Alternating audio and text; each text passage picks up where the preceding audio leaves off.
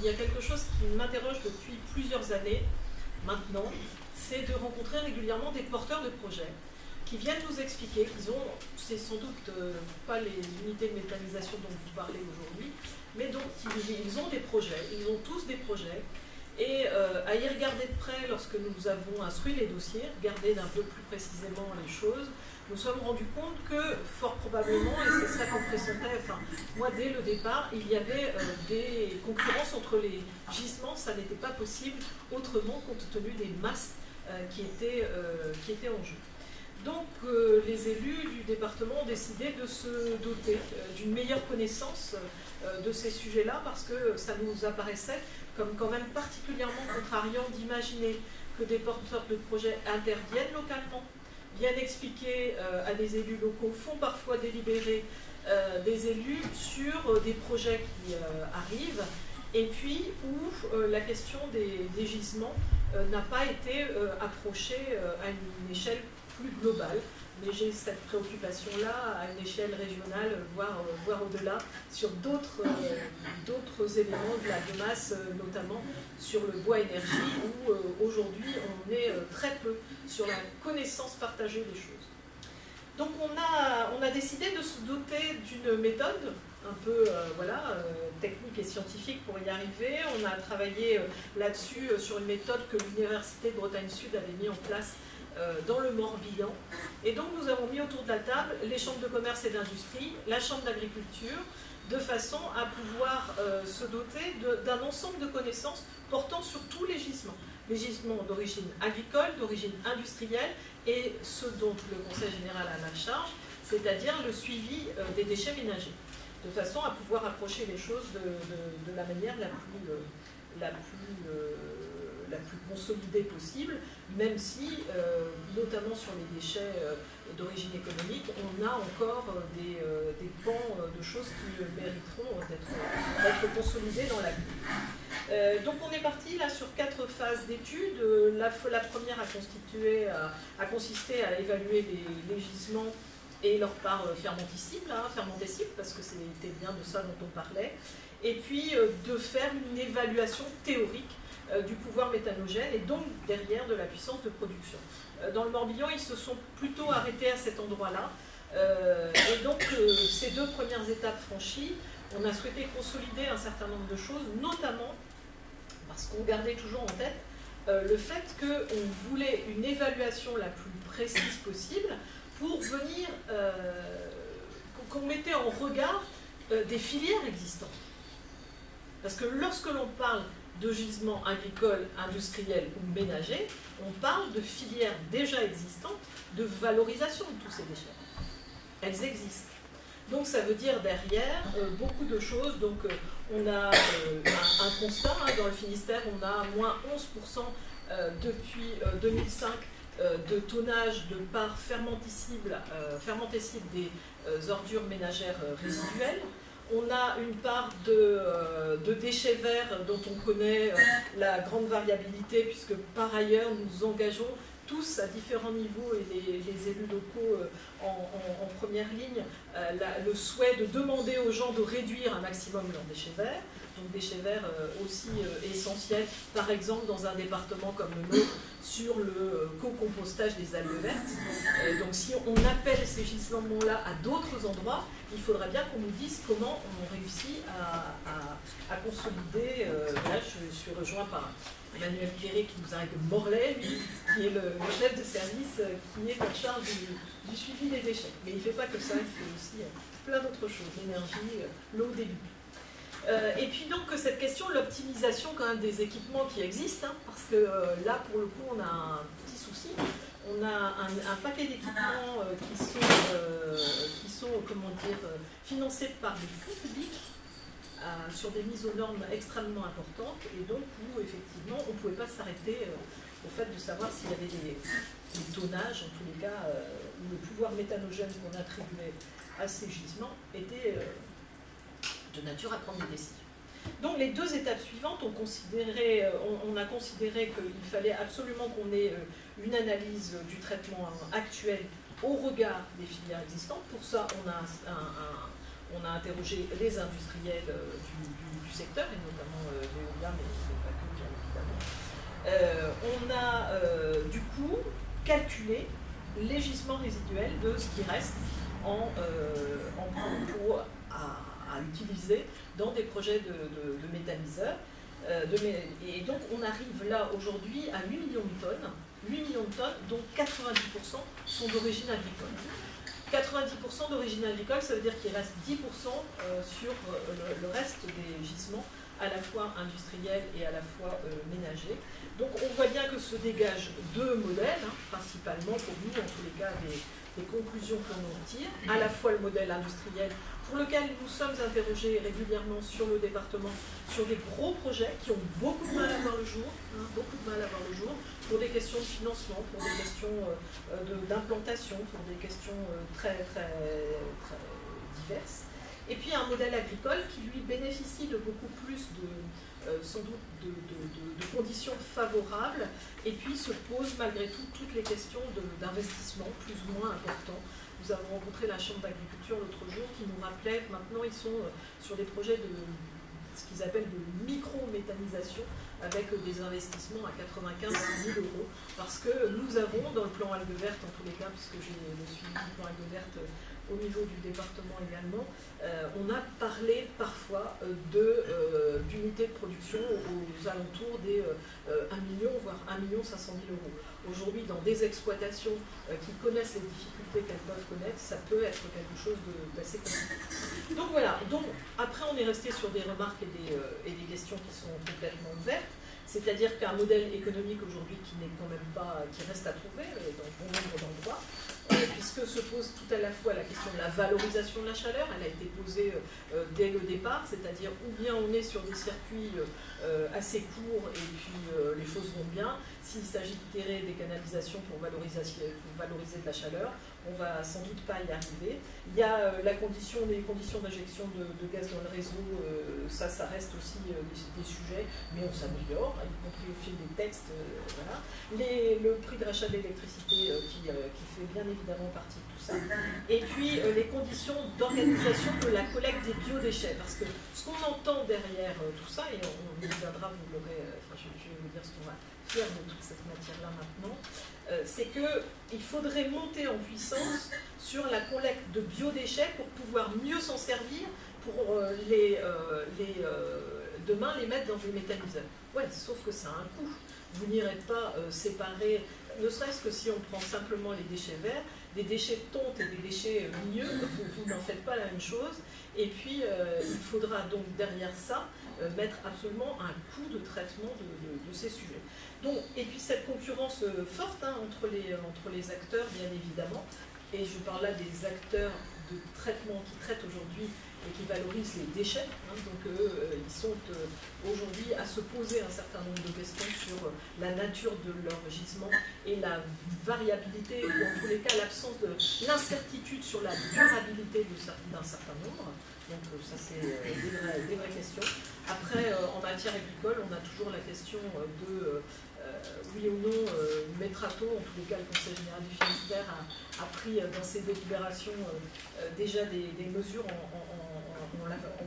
en la faveur, ou en tous les cas en la défaveur de la mise en place de cultures énergétiques pour mettre dans les méthaniseurs. Ça c'est aussi très clair, on ne voit pas aujourd'hui comment on le ferait. Alors on le fait ailleurs, mais ça voudrait dire qu'on réoriente complètement un certain nombre de choses, donc pas plus d'un pourcentage, 7% en l'occurrence d'un territoire concerné d'une SAU, d'une exploitation. Ce travail demeure une base de discussion, ça n'est pas autre chose, mais il ne peut pas apporter par exemple de réponse à tous les projets que l'on a désormais qui nous arrivent à l'échelle locale. Voilà, ça ne peut pas être, on ne peut pas considérer que c'est une réponse à l'échelle locale. C'était pour nous, en tous les cas élus, indispensable de l'avoir de façon à pouvoir avancer et trouver des réponses et partager désormais avec un certain nombre d'acteurs, privés comme publics, dans ce département, pour voilà, renforcer les connaissances que l'on en a et puis mieux décider demain parce que, encore une fois, l'argent public se faisant rare, on ne pourra pas venir demander aux collectivités d'investir sans s'être posé toutes les questions auparavant. Voilà, c'était juste cela que j'étais venu vous dire, qui se pose dans la question du mix énergétique et puis la volonté que nous avons d'assurer une transition énergétique dans les meilleures conditions. Voilà. Eh bien, merci d'abord, parce que les informations sont très intéressantes, je dirais même enrichissantes pour la filière. Sur ce que vous disiez, 8 millions de tonnes, donc 90% d'origine agricole. Je crois qu'il y a matière à pouvoir envisager un futur, surtout notamment sur le fameux plan 2020. Effectivement. Est-ce qu'on connaît la... j'imagine après que vous aurez la possibilité de donner des données plus intéressantes ou plus approfondies. Ah oui, oui, l'étude est terminée, c'est vrai, vous avez tout à fait raison, monsieur, de me le rappeler. Donc là maintenant, on va passer, le président du conseil général est attaché à ce que le partage maintenant se fasse du point de vue de cette étude avec l'ensemble des acteurs. Et puis nous allons vérifier à la fois avec les chambres de commerce, à la fois avec la chambre d'agriculture, dans quelles conditions on va le faire. Est-ce qu'on va à la rencontre des acteurs? Est-ce qu'on on se contente, entre guillemets, de communiquer une étude de cette façon-là, ou est-ce qu'on va plus loin? Est-ce qu'il y a des besoins aujourd'hui réellement sur le territoire de meilleure connaissance de tout ça? Mais en tous les cas, nous, on s'est attaché à le faire avec les acteurs qui détenaient les données de façon à pouvoir les consolider au fil du temps. C'est extrêmement simple sur les déchets ménagers, hein, puisqu'il y a des plans départementaux qui existent depuis des années, donc on est capable d'apprécier, c'est pour ça que je vous dis en 9 ans, de diminuer de 11% la part fermentescible, ça ne fait qu'augmenter, c'est quelque chose, ce chiffre-là il va continuer à augmenter, puisque parallèlement nous demandons à la population notamment de faire attention à la façon dont elle traite ses déchets, et puis parler après hein, de la façon dont enfin, ce qu'on entend chez les ménages en tous les cas, c'est qu'il ne faut pas que ça coûte plus cher et que parallèlement on voit bien qu'il faudra mettre les moyens là où il faudra demain si jamais on devait changer de braquet, parce qu'encore une fois un meilleur tri de biodéchets par exemple supposera qui c'est qui paye? Est-ce que c'est nos impôts ou est-ce que c'est les usagers? Voilà, enfin, sachant que tout le monde, ça sort d'une poche ou d'une autre, ça sera ou des impôts ou en tous les cas des taxes particulières. Donc, ça relève aussi de l'ordre juridique. Tout à fait, tout à fait. Après, qui fait quoi et dans quelles conditions? Tout à fait. C'est pour ça qu'on attend beaucoup de la loi sur la transition énergétique de façon à pouvoir sans doute ramener ça aussi à un niveau de décision plus local, parce que beaucoup de choses échappent aujourd'hui, bien évidemment, en matière d'énergie, aux questions, enfin, au fait que localement on puisse s'investir. Nous attendons, j'entendais parler de Migramar, on travaille beaucoup là-dessus, voilà, sur la question de sans doute à quelle échelle locale aujourd'hui on peut aussi traiter ça, enfin, les liens qu'on entretient avec le RDF, mais comment on peut l'entretenir aussi sur les grands réseaux comme avec RTE, ou comme on le fait avec GRDF, ou comme on le fait avec des opérateurs qui nous sollicitent. Ils peuvent venir nous présenter des projets. Nous, ce qui nous appartient, c'est de créer les conditions d'accueil. C'est ce qu'on fait sur les énergies renouvelables, marines par exemple. Aujourd'hui, il y a une impatience là-dessus. Les gens attendent des résultats. Or, nous sommes à leur dire, attendez, il faut vérifier un certain nombre de choses avant d'y arriver. Et donc, voilà. Sur la méthanisation, les choses sont arrivées très très rapidement. Moi, j'ai vraiment été frappée de ça quand j'ai commencé à voir les projets débouler sur mon bureau. Et là, je me dis, mais enfin, attendez, on parle des mêmes usines agroalimentaires. Donc, comment pouvez-vous nous expliquer que vous allez, si vous faites on ne va pas augmenter la production dans les usines agroalimentaires du secteur, ça se saurait, mais c'est possible, contrairement à ce que certains laisseraient à croire. Il y a aujourd'hui de l'agroalimentaire qui va très bien dans ce département aussi. Et donc voilà, donc c'est vraiment des vrais sujets, mais d'une approche très globale. C'était ça qu'on voulait mettre en œuvre. Donc merci pour votre écoute et désolé pour ce retard, je suis vraiment confuse. J'ai encore une question, si tu veux. Je vous en prie. C'est par rapport à tout à l'heure, vous avez fait un parallèle entre la filière biomasse-bois, en disant qu'il y avait des différences en elle-même, et est-ce que vous ne croyez pas que ça puisse y avoir une autre sorte, permettez-moi le mot français limité, mais de spéculation sur les valeurs de gisement, sur la méthanisation, et donc être capable aussi de prévoir les problèmes qui existent aujourd'hui, qui sont développés dans d'autres filières, et de protéger la filière méthanisation. Parce que la méthanisation, en amont, c'est récupérer tout ce qui est en problématique environnementale et le transformer en valeur ajoutée. Est-ce que ça, c'est quelque chose dont vous mettez en avant et que vous le... Je pense qu'il faut... Vous nous protégerez donc, en tant que filière. Alors, la filière... Ce sont des messages importants. Oui, c'est des messages importants. Maintenant, vous avez ramené au réglementaire ou au législatif qui appartient au réglementaire et au législatif, qu'il appartiendra quand même voilà, de définir. Maintenant, sur la façon dont la filière méthanisation se développe, je pense qu'il faudra, voilà, et puis il est hors de question aujourd'hui, tous les cas c'était l'objet, ou en tous les cas l'esprit dans lequel on est parti sur ce travail, c'était bien ça, c'est-à-dire que demain on ne va pas pouvoir spéculer sur des gisements qui sont déjà traités à certains endroits, parce que justement il y aura des gens sur la place qui seront capables de le faire aussi. Enfin, ça nous paraissait, nous, extrêmement important. Et si je faisais le lien avec la biomasse bois, c'est tout simplement parce que le modèle, on le voit, est aussi un modèle à la fois industriel et un modèle de proximité.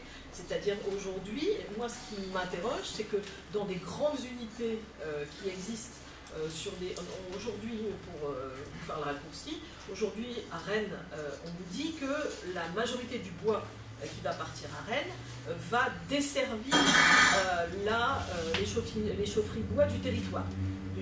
Voilà. Sauf qu'on ne parle pas du même bois.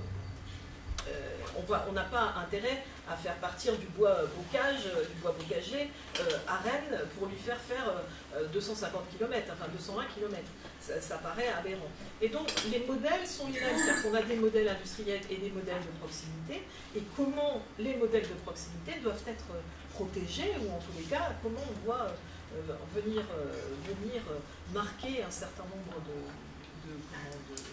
par des textes aussi, un certain nombre d'engagements, parce que, encore une fois, la solution sur notre avenir en matière énergétique, et on sait d'où on parle dans un département où est attendue une centrale combinée gaz dans quelques années, avec une fragilité que RDS a la capacité de vous expliquer bien mieux que moi, mais dont on sait qu'elle existe, mais chacun à sa dimension va faire les efforts qui conviennent pour réussir à assurer cette transition énergétique.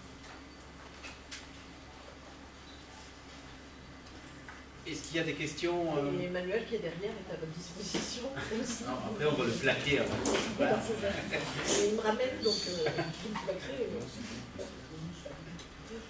Est-ce que dans les autres salles il y a des questions pour Madame Ruguin? Oui, ici.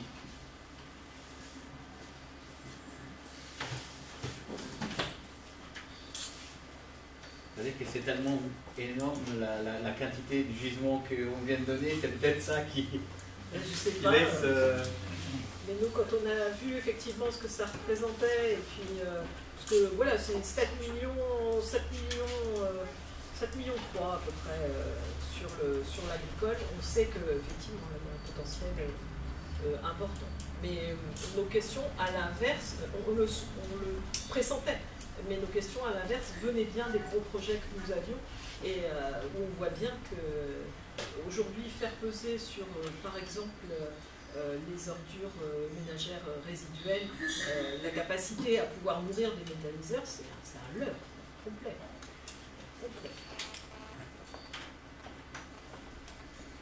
Donc, vive la méthanisation à la ferme, vive la méthanisation auprès de l'industrie agroalimentaire capable de régénérer ses... Voilà, mais ceux-là, ils sont en cours. On a 3 ou 4 projets dans le département qui vont aspirer les plus gros gisements agroalimentaires.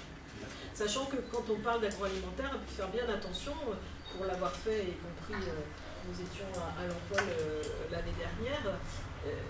il y a des choses qu'on mettrait bien dans les méthaniseurs qui sont déjà des matières valorisées, y compris dans l'alimentation animale, par exemple, qui sont des choses voilà, qu'on ne mettra jamais, qui ont un fort pouvoir méthanogène, il n'y a pas de problème, mais qu'on ne mettra jamais dans les méthaniseurs parce qu'ils sont valorisés ailleurs. Un exemple ce sont des graisses, animales. Voilà, des graisses animales principalement. Et donc, on voit bien qu'on a besoin d'affiner notre connaissance pour pouvoir faire en sorte voilà, moi, je crois beaucoup à l'interconnaissance. Je crois beaucoup à l'intelligence collective, déjà, pour commencer. C'est-à-dire à cette capacité, ensemble, de pouvoir progresser dans notre façon d'approcher les choses. Et donc, de fait, là, vraiment, maintenant, il faut qu'on aille au-devant des uns et des autres pour pouvoir affiner encore les choses. Oui, une dernière question. Est-ce que dans le potentiel utilisable, est-ce que vous intégrez les algues vertes? Est-ce que c'est quelque chose qui est méthanisable? Non, alors les algues vertes ne sont pas méthanisables en tant que telles. Voilà, le co-compostage avec donc un certain nombre de déchets verts s'avère nécessaire, mais elles n'ont pas de pouvoir. Il y a trop de sable, il y a trop d'eau, il y a trop de tout, enfin, juste pour les algues vertes. Nous avons des tonnages, des échouages très très peu importants cette année, nous en satisfaisons bien évidemment. Malgré tout, voilà, non, ça fait pas partie des choses. Les plus grosses, elles sont connues, hein, les plus grosses matières méthanogènes aujourd'hui sont connues, elles sont d'origine animale, et de fait, voilà, après, je ne sais pas si je peux compléter. Enfin, si on peut compléter en disant que probablement que quelqu'un doit pouvoir arriver à méthaniser les algues vertes, mais nous, là où ce qu'on a regardé, nous, c'est pas. On n'a pas fait une analyse d'ingénieur en fait. On a fait une analyse de gens qui gèrent de l'argent public et qui vérifient que l'argent public, on ne le met pas deux fois pour faire la même chose. Et les algues vertes, elles sont probablement méthanisables, sauf que vous savez aussi qu'on a fait des investissements publics très récemment pour les co-composter. Donc à un moment donné, soit on les co-composte, soit on les méthanise. Si quelqu'un trouve un modèle économique pour les méthaniser, c'est pas très bien, mais à un moment donné, on va se demander. Parce qu'on vise, c'est de plus en avoir quand même. Hein. Je vais juste rappeler non, mais ça. tu le disais tout à l'heure, mais sur la question de la part fermentée cible des ordures ménagères, c'est pareil. Notre étude, en fait, tu as dû le rappeler, mais elle est, c'est une étude dans le Finistère en 2014. Pourquoi je dis ça? Parce que en 2014, dans le Finistère, on a 4 incinérateurs, ou plus exactement, unités de valorisation énergétique des déchets, qui produisent de la chaleur et de l'électricité. Et donc, si on fait une collecte séparative des biodéchets, on va retirer de la matière dans un gisement qui se réduit déjà de 11%. Alors tant mieux, à la limite, pourquoi pas. Sauf que ce sont des investissements publics sur lesquels les contribuables payent toujours des impôts pour amortir l'investissement, qui ont eu des gros investissements en 2005 pour précisément ne plus émettre de dioxine et qui ont pour finalité de produire de l'énergie. Donc si on retire la part fermentée cible pour aller faire des nouveaux équipements d'énergie alors qu'il faudrait peut-être optimiser cela aujourd'hui, la question se pose. La question elle se pose d'autant plus que sur un coût moyen des déchets dans le Finistère de 89,5 € par an et par habitant, si on fait une collecte séparative, on augmente grosso modo entre 6 et 8 € le coût à la tonne. Bon, c'est pas tendance non plus d'aller dire aux contribuables on va augmenter de 8 € pour au moins optimiser les équipements existants. Donc c'est plus sous cet angle-là, si vous voulez, on a le gisement méthanisable, ok, et après on a le gisement que nous, au vu des filières existantes dans le Finistère en 2014, on estime encore disponible. Mais après ça peut évoluer, parce que dans 10 ans, dans 15 ans, selon les modèles d'investissement, selon les choix qui sont faits, ça peut évoluer. Mais justement, Armel le disait, l'important pour nous, c'est alors de partager cette étude, parce que les calculs qu'on a faits et les données qu'on a, elles sont celles de la CCI, de la Chambre d'agriculture et les nôtres. On les a bien vérifiées, et l'idée, ça va être derrière de les diffuser pour dire, voilà, voilà notre contribution au débat. Voilà quel premier niveau on amène. Après, ça va être complété, précisé, etc. Mais qu'au moins, quand on entend un porteur de projet, y compris public, dire, et je l'ai entendu, moi je soutiens ce projet de méthaniseur, et qu'on lui dit, mais est-ce que tu te préoccupes aujourd'hui de où sont traités tes déchets? Et qui dit non, et que ces déchets sont incinérés dans une unité de valorisation énergétique, qui par ailleurs, ce que j'ai entendu, a des projets de développement de la valorisation chaleur avec l'entreprise asiatique, bah voilà. Par exemple. Mais ça veut dire que le lien est insuffisamment fait entre la collectivité qui collecte et son syndicat de traitement. Voilà, ça pose des incohérences du point de vue de la gestion de l'argent public. Moi j'ai une question. Au départ, la question est venue du nombre de projets que vous voyez arriver. Mais tout à l'heure, tous les projets passent par l'ADEME aujourd'hui. Quel est le lien entre votre étude et est-ce que vous êtes en lien avec l'ADEME sur votre sujet? Alors, l'ADEME l'État, les services de l'État avaient une cellule biomasse qui aurait dû être en capacité de produire cela à l'échelle régionale. Pour des raisons qui leur appartiennent, ça n'a pas été possible et donc nous on a souhaité partir à la fin de l'année 2012 sur la connaissance que l'on avait. Enfin, on a travaillé sur 2013, avant ça sur 2014, mais oui, bien sûr on travaille avec l'ADEME sur ces sujets. Mais on n'avait pas de réponse aux questions à ce moment-là. Et sur les financements, on est articulé, c'est-à-dire que l'ensemble des projets qui sollicitent des financements le sont dans le cadre du plan biogaz, qu'on abonde évidemment, et l'instruction se fait de manière commune. Sur l'étude de gisement, l'ADEME a été invitée, mais l'ADEME n'a pas participé. Donc, vous considérez que le gisement est suffisant.